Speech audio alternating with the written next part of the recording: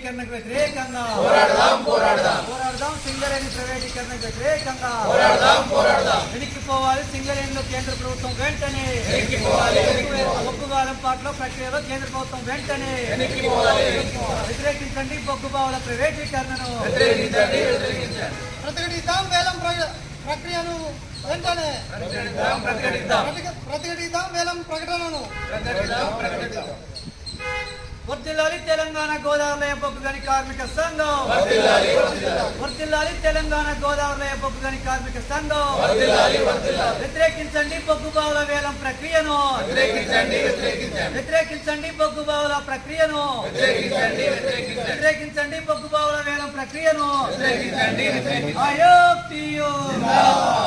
కాపాడుకుందాం సింగరేణిని కాపాడుకుందాం సింగరేణిని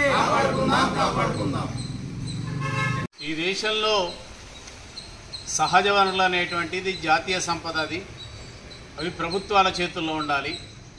కానీ వాళ్ళ కేంద్ర ప్రభుత్వం 10 సంవత్సరాల కాలంలో దేశంలో ఉన్నటువంటి సహజ వనరుల్ని, ప్రధానంగా ఖనిజ సంపదని, భూగర్భంలో ఉన్నటువంటి వివిధ రకాల విలువైనటువంటి ఖనిజ సంపదని మొత్తం కూడా కార్పొరేట్ సంస్థలకు అప్పచెప్తా ఉంది. దానిలో భాగంగానే ఈ దేశంలో బొగ్గు రంగాన్ని మొత్తం కూడా, బొగ్గు బ్లాకులు మొత్తం కూడా ప్రైవేటీకరిస్తూ ఉంది. సింగరేణిలో బొగ్గు బ్లాకులు, Singareni management, exploration department explore చేసినటువంటి బావుల్ని కూడా ఇవాళ ప్రైవేటు వాళ్ళకి ఇచ్చేస్తూ ఉంది, వేలంపాటలు పెడతా ఉన్నటువంటి ఒక పరిస్థితి. సింగరేణి సంస్థ బతకాలంటే కొత్త బ్లాకులు కావాల్సిందే, కొత్త గనులు కావాల్సిందే. గనులు లేకుండా సింగరేణి భవిష్యత్తు లేదు.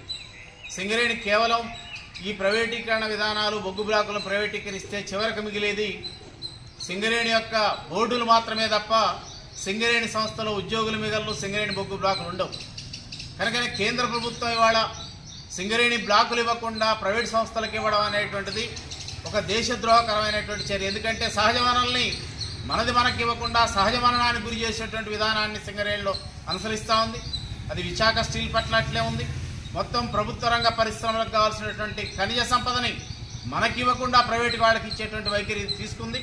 కనుకనే మేము కోరేటువంటి కేంద్ర ప్రభుత్వాన్ని, ఈ రాష్ట్రంలో ఉన్నటువంటి కేంద్ర బొగ్గు గనుల శాఖ మంత్రి కిషన్ రెడ్డిని కోరేటువంటిది, మీరు ఇవాళ ఈ రాష్ట్రంలో ఉండి సింగరేణి సంస్థను నష్టపరిచేటువంటి, సింగరేణి సంస్థ భవిష్యత్తు లేకుండా చేసేటువంటి ఈ బ్లాకుల ప్రైవేటీకరణ ప్రక్రియను ఆపండి మీరు.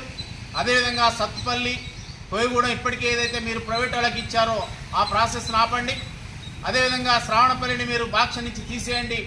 నామినేషన్ పద్ధతుల్లో ఇవాళ సింగరేణి గనులని సింగరేణికి ఇవ్వాలి అనేటువంటి మేము కోరేటువంటిది.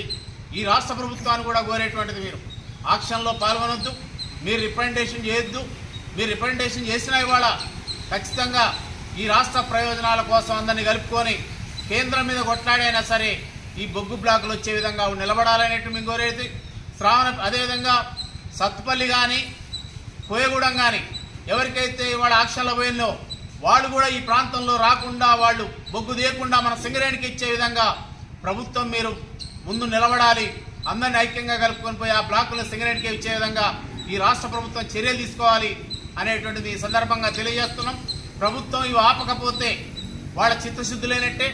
కనుకనే ఈ ప్రభుత్వం మీద కూడా రేపు బ్లాకులు ఆపకపోతే, మీరు నిలబడపోతే, కేంద్ర ప్రభుత్వానికి వ్యతిరేకంగా మీరు స్థిరంగా నిలబడకపోతే మేము ఈ రాష్ట్రంలో ఉన్నటువంటి అన్ని కార్మిక సంఘాలు, ప్రజలు, రాజకీయ పార్టీలన్నీ కూడా బొగ్గు గనుల ప్రైవేటీకరణకు వ్యతిరేకంగా ఉద్యమం మీకు కూడా వ్యతిరేకంగా కూడా చేయాల్సి వస్తుందనేది హెచ్చరిస్తా ఉన్నాను.